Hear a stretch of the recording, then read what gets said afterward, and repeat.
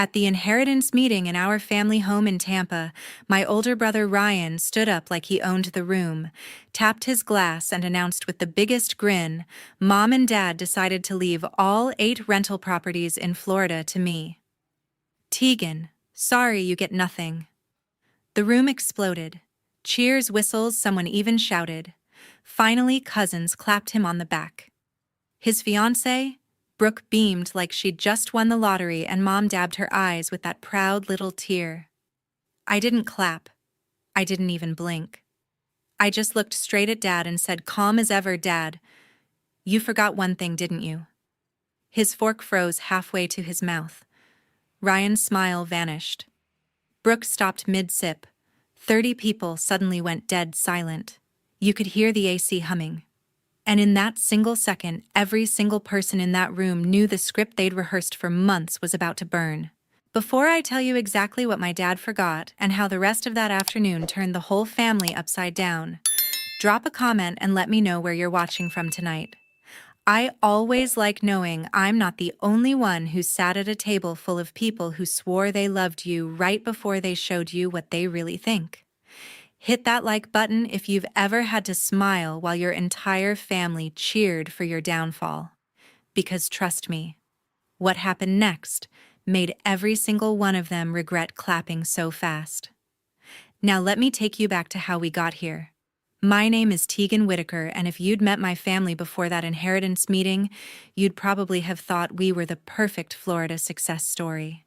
Big house in South Tampa, boats in the driveway, Christmas card smiles every December.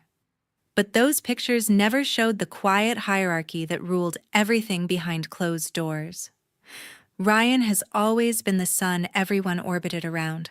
From the moment he came home from the hospital, people noticed him. First listened to him longest, forgave him fastest.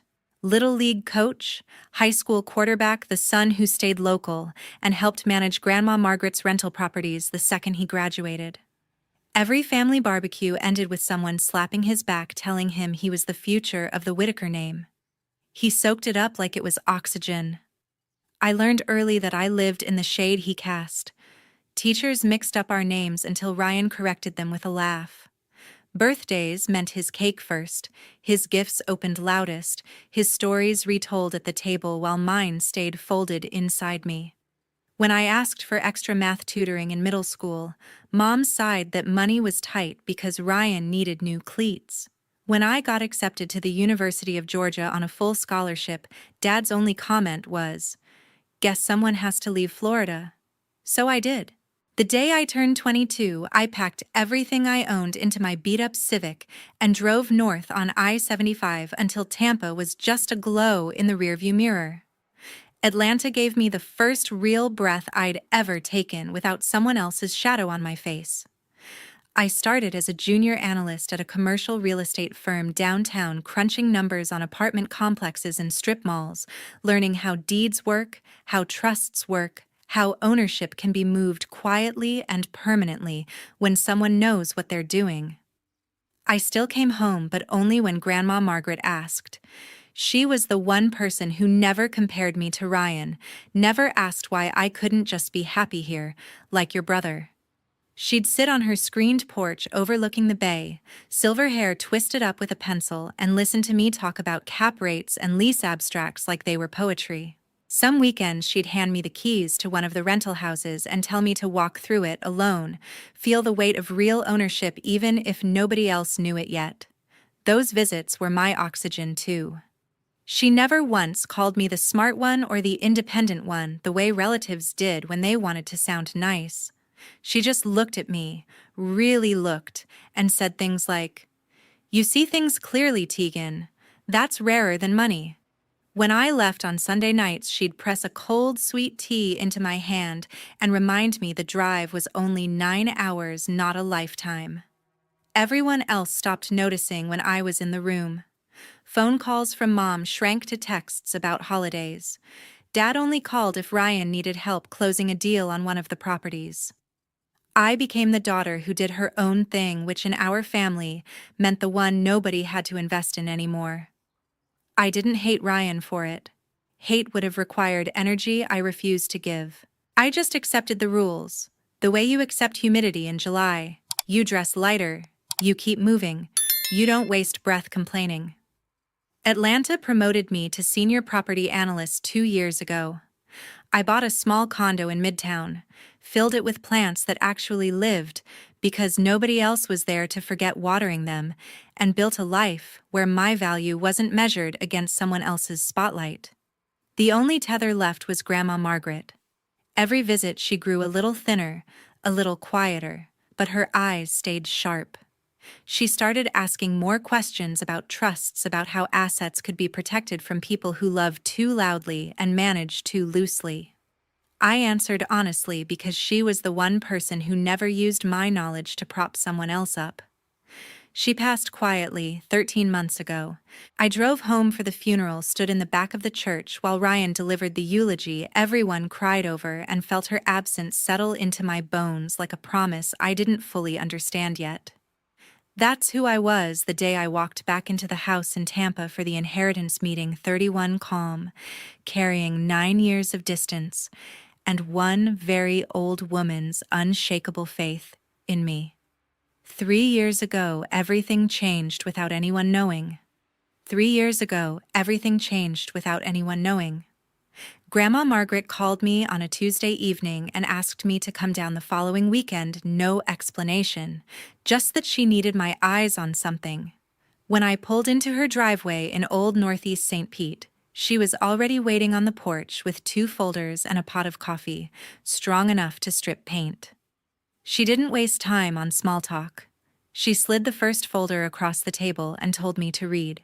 Bank statements, rental income logs, expense reports for the 8 properties. The numbers didn't lie.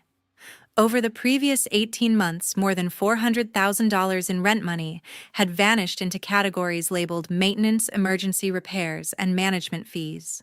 Receipts were missing or photocopied so many times they were illegible. The handwriting on the few that existed matched Ryan's. She watched me flip pages, her mouth a thin line. I gave him access because he swore he wanted to learn the business, she said. Turns out he learned how to bleed it instead. I asked the obvious question, why not confront him? She shook her head. Because your parents would defend him. Say boys will be boys. Promise he'll pay it back someday. By the time someday comes, there'll be nothing left to pay back. That was the moment she opened the second folder.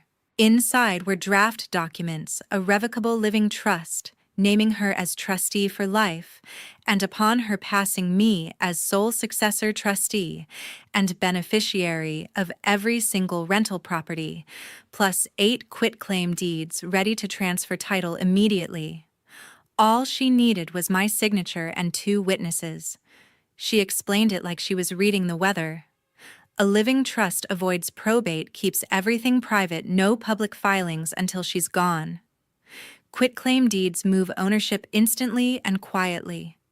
Once recorded, they're ironclad. The notary she trusted was coming Monday morning. No lawyers in the family would ever see the paperwork unless she wanted them to. I asked why me. She looked out at the water and answered without hesitation. Because you understand what these houses actually are, 32 families who pay rent on time so their kids can stay in the same school. You won't gamble that away on boats or parties or whatever new toy catches his eye this month. I tried to argue that Ryan would lose his mind when he found out. She cut me off. He doesn't get to find out until it's too late to undo. That's the whole point. We spent the rest of the weekend going over every detail. She walked me through the trust language, showed me where to sign, made sure I understood that once the deeds were recorded at the county, the houses were legally mine, whether anyone liked it or not. She even had me initial every page, so there could never be a claim I didn't know what I was agreeing to. Monday morning, the notary arrived at 9 sharp. We signed in the dining room while the ceiling fan clicked overhead. Grandma Margaret's hand didn't shake once. When the notary left, she poured us both a finger of bourbon, even though it wasn't noon yet, clinked her glass against mine, and said, "Now it's done." And now we shut up about it. She made me swear on her parents' graves that I would never breathe a word until the day came when someone tried to take what was no longer theirs to give. I gave her my word. We burned the extra copies in the outdoor fireplace that night and watched the smoke curl up into the palms. For the next 2.5 years, nothing looked different on the surface. Ryan kept collecting rent checks and bragging about his portfolio. Mom and Dad kept praising how responsible he'd become. I kept driving down from Atlanta every couple of months, checking on tenants when Grandma asked fixing what actually needed fixing instead of inventing reasons to spend. Nobody noticed the county records now listed the owner of record as Tegan Whitaker because nobody ever bothered to look. Grandma's health started slipping faster after that.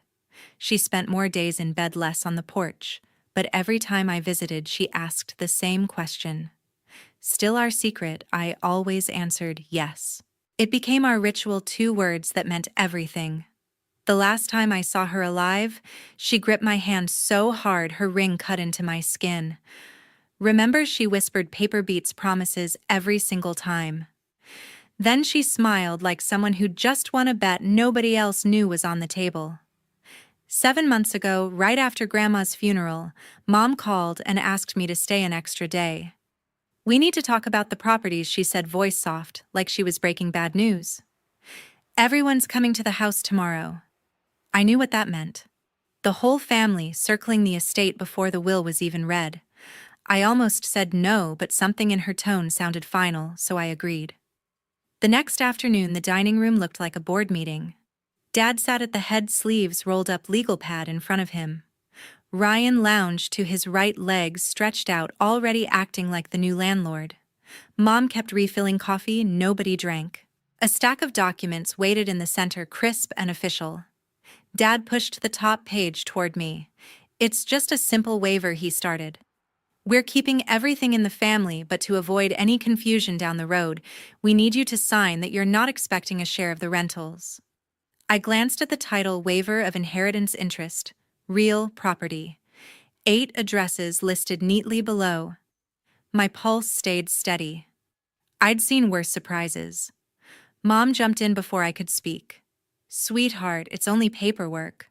Ryan's staying here handling everything day to day. It makes sense for him to have full control. This just keeps things peaceful." Ryan smirked, spinning a pen between his fingers. "Yeah, Tegan. Nobody wants lawyers involved. Sign it and we're good." I slid the paper back an inch. "I'm not signing anything." The room temperature dropped.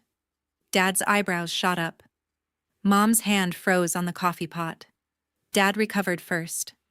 "Come on, don't be difficult. This isn't about taking anything away from you. It's about clarity." I looked him straight in the eye. "I won't sign away what Grandma intended for me." Silence. Ryan stopped spinning the pen. Mom tried the emotional route. "Your grandmother wanted the family taken care of. She'd hate to see us fighting." I didn't blink. "She's not here to see anything, is she? And I'm not fighting. I'm just not giving up my rights." Dad leaned forward, voice lowering the way it used to when I was 10 and late for curfew. "Tegan, we're trying to do this the easy way.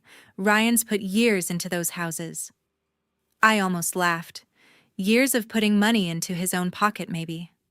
Ryan finally spoke, irritation cracking through the casual act. "You live in Atlanta. You don't even want them. Why make this hard because they're not yours to give?" I said. Mom's eyes welled up on cue. "We just want everyone happy. After everything we've been through, losing Mom?" Classic move. Bring up the recent death make. Refusal feel cruel. I stood up. "I'm sorry you're upset. But I'm not waiving anything." Dad slapped the table hard enough to rattle the cups. "This is ridiculous. You're acting like we're stealing from you." I picked up my keys. "No. I'm acting like someone who knows exactly what's hers." Ryan stood too, face red. "You're being selfish." Typical.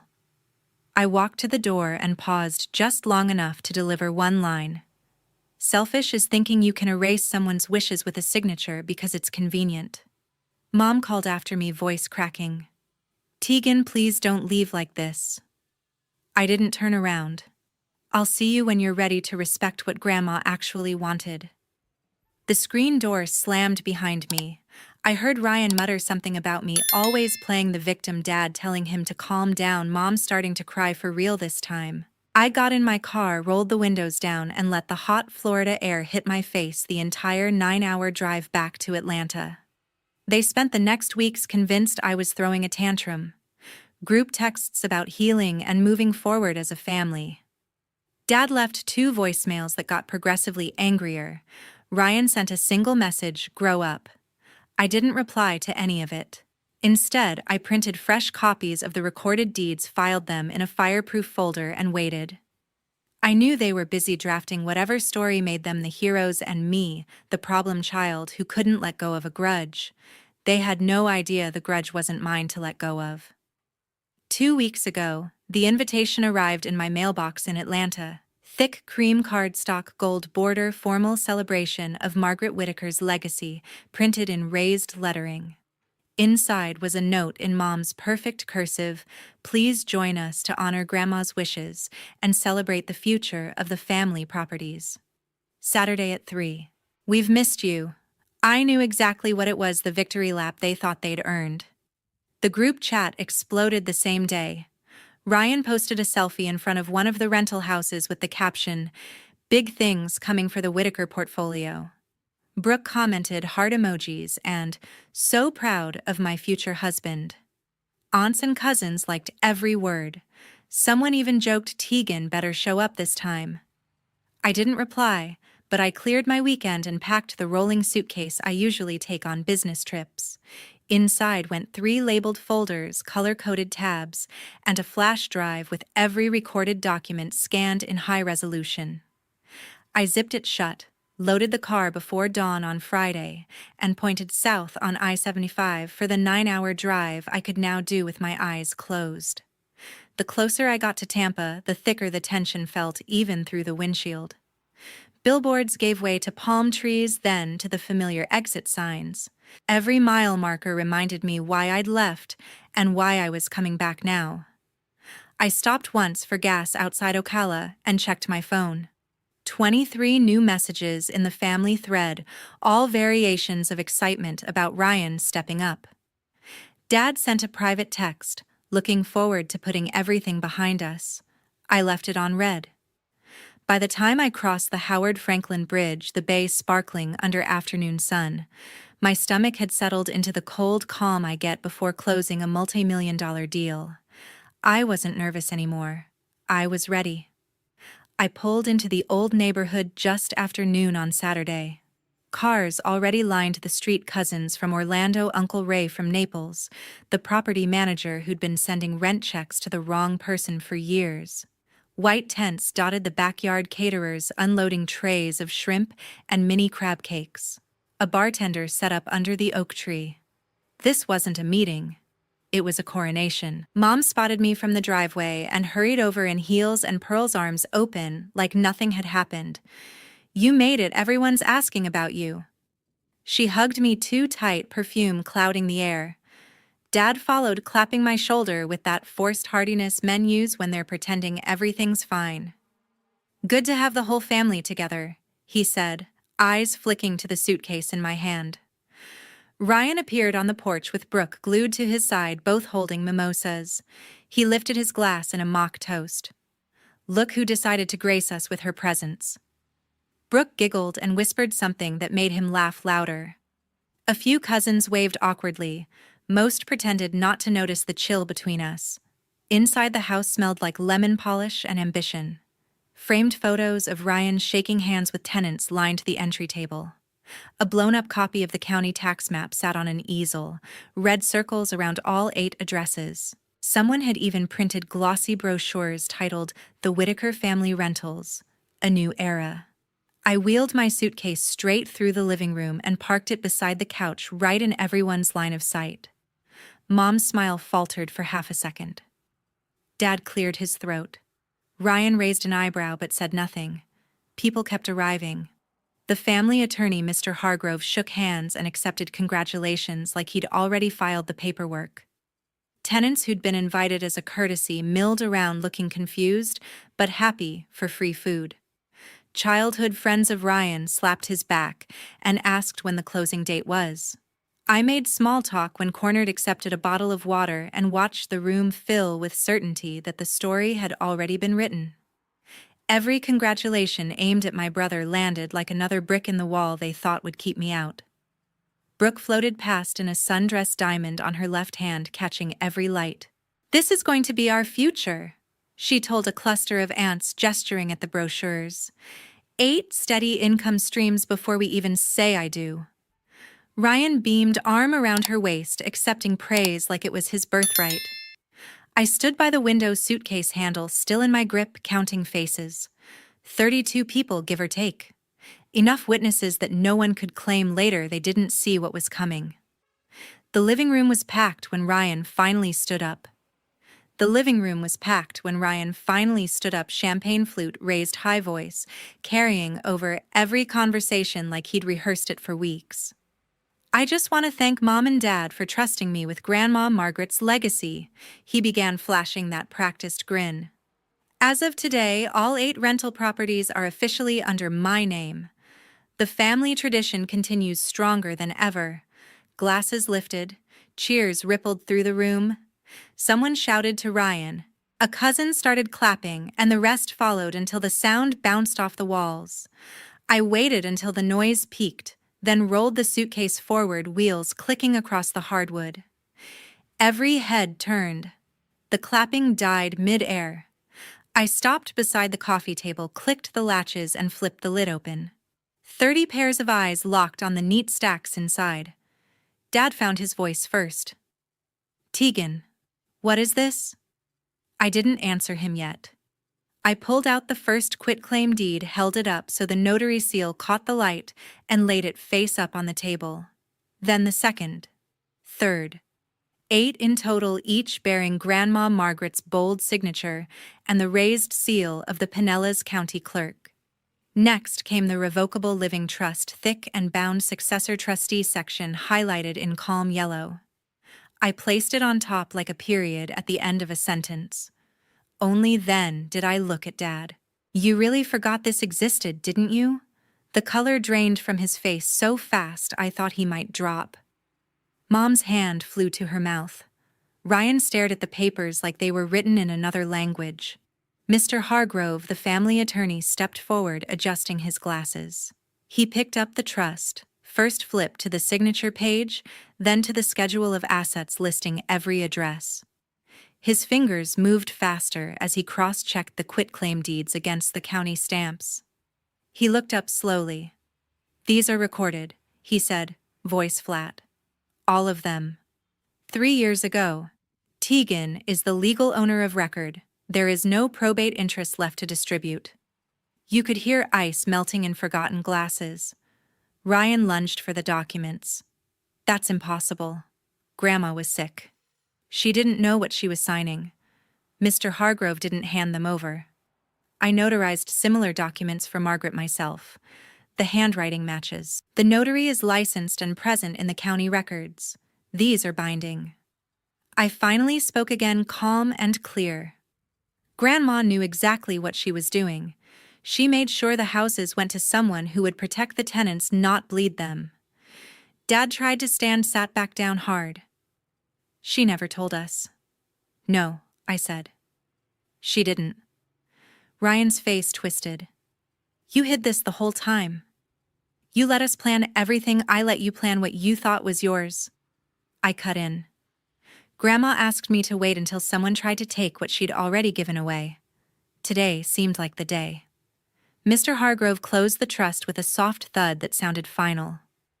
"Legally, the matter is settled. The properties belong to Tegan. End of discussion." Aunts shifted in their chairs. Cousins exchanged glances.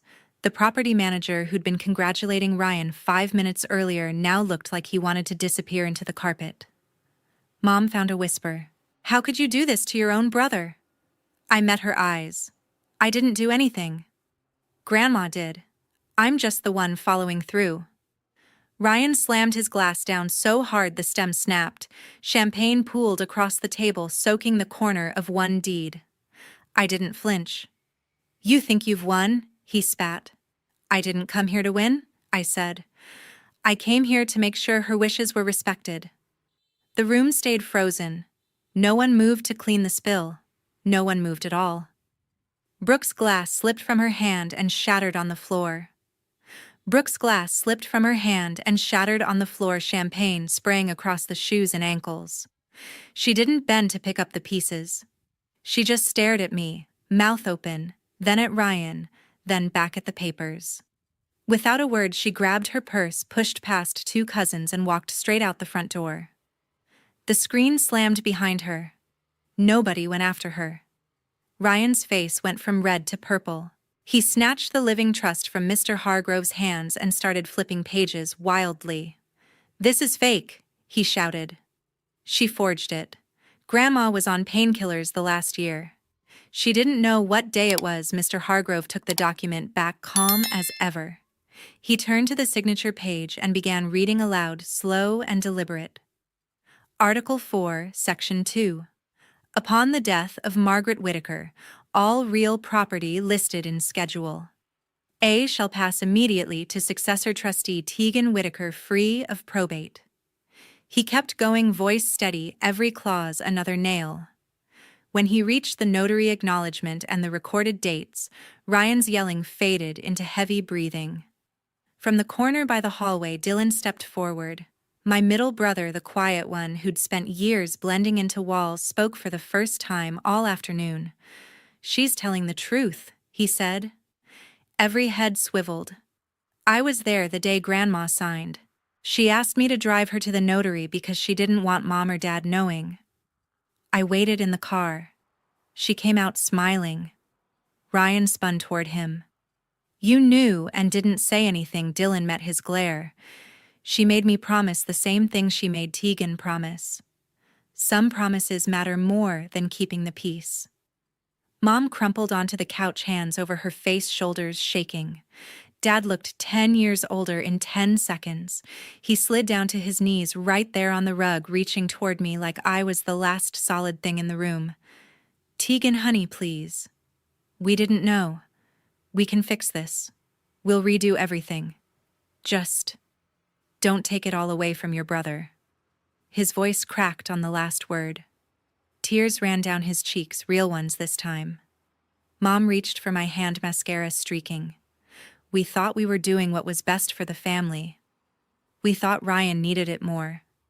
You're doing so well on your own." I pulled my hand back before she could grab it. "This was Grandma's decision, not mine." Ryan lunged again, this time at me. Dylan moved faster, stepping between us, one palm on Ryan's chest. "Back off," Dylan said, low and firm. Ryan stopped breathing hard, fists clenched but useless. Aunts and uncles stood frozen, some with phones half raised, recording, others looking at the floor. The property manager slipped out the side door without saying goodbye. The caterers hovered in the kitchen doorway, unsure whether to keep serving or start cleaning up the mess that had nothing to do with spilled drinks. Dad stayed on his knees. "We'll sell the boats. We'll take second mortgages. Whatever it takes to make this right." Mom sobbed louder. "We're so sorry. Please don't hate us." I looked at both of them, then at Ryan, shaking with rage, then at Dylan, standing steady beside me for the first time in our lives. "I don't hate you," I said. "But I'm done fixing things for people who never saw me as part of the solution." I closed the suitcase, latched it, and set the handle upright. Mr. Hargrove cleared his throat. "I'll prepare the necessary notices to all tenants and financial institutions first thing Monday. Ownership transfer is already complete. This is purely administrative." Ryan made a sound like a wounded animal. Mom wailed into a throw pillow. Dad just stared at the floor. I picked up my keys. 3 months later, the dust had settled, but nothing was the same. 3 months later, the dust had settled, but nothing was the same. Ryan's name disappeared from every lease, every bank account, every vendor contract tied to the 8 properties. Tenants started receiving new payment instructions with my name at the top. Most of them never even noticed the change. Rent stayed the same, repairs got done faster, and nobody tried to charge them for fake roof work anymore. The IRS notice arrived the week after the meeting. Turns out years of writing off personal vacations as property inspections and new trucks as maintenance vehicles finally caught up. They froze what was left of Ryan's accounts and slapped a lien on anything still in his name. He lawyered up with money he didn't have and lost anyway. The final penalty came in at just over 6 figures. He's still paying it off on a payment plan that will follow him for years. Mom and Dad put the big house on the market 30 days later. The boats went first, then the jet skis, then Mom's jewelry collection. They moved into a 2-bedroom condo near Carrollwood, with a view of a parking lot instead of the bay. Dad took early retirement because the stress gave him heart palpitations. Mom started working part-time at a boutique to cover groceries. They stopped hosting holidays. Nobody felt like celebrating. Brooke sent back the ring by mail, no note. Ryan moved into a studio apartment downtown and took a job selling cars on Dale Mabry. He still drives past the rentals, sometimes slows downstairs, then speeds off when he sees my management sign in the yard. Dylan texts me every couple of weeks. Just short check-ins. Nothing heavy. He's the only one I answer. He says the rest of the family talks about me in past tense like I died instead of Grandma Margaret. I tell him that works for me. I stayed in Atlanta. The rental income covers my mortgage and then some. I hired a local management company run by women who actually return calls within an hour. Vacancies dropped, tenant satisfaction went up, and every month the numbers land in my account clean and quiet. I bought 2 more properties last quarter, smaller deals, but mine, from day one. Not a single family member has tried to reach me directly. No letters, no emails, no drive-by visits. The last voicemail I got was from Mom 2 months ago, crying, asking if I'd come for Christmas. I didn't call back. I deleted it and blocked the number the same day. Some nights I sit on my balcony in Midtown city lights below and think about the little girl who used to beg for math tutoring while her brother got new cleats. That girl learned the world rewards the loudest voice in the room until someone finally decides to speak with proof instead.